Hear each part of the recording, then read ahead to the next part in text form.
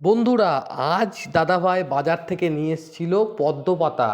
আর পদ্ম পাতায় খেতে কিন্তু সকলেরই ভালো লাগে।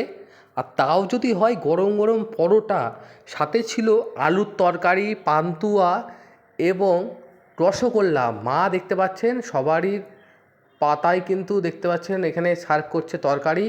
আর আমরা সকলে মিলে খাওয়া দাওয়া করলাম। বন্ধুরা, এবার কিন্তু বসে পড়লাম খাওয়া দাওয়া করতে। আর প্রথমে আপনাদেরকে জানাই, আমার চ্যানেলে নতুন হয়ে থাকলে অবশ্যই চ্যানেলটাকে সাবস্ক্রাইব করতে ভুলবেন না। আর ফেসবুক থেকে অবশ্যই ফলো করে দেবেন। আর প্রথমে দেখতে পাচ্ছেন বন্ধুরা, মা দিয়েছিল রসগোল্লা, সাথে ছিল পান্তুয়া এবং ছিল গরম গরম পরোটা, সাথে তরকারি বন্ধুরা।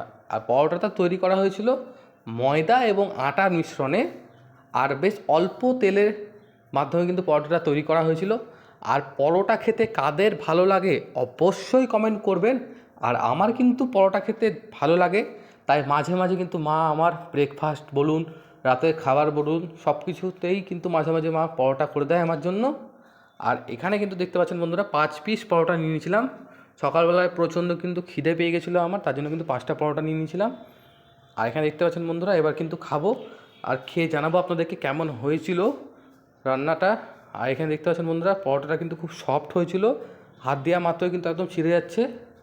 আর পদ্ম পাতা কিন্তু বন্ধুরা আপনারা এখন বাজারে পেয়ে যাবেন। আর 1 টাকা করে কিন্তু পিস পদ্ম পাতা নিয়েছিল। আর পদ্ম পাতাগুলো কোয়ালিটিও কিন্তু খুব সুন্দর বন্ধুরা।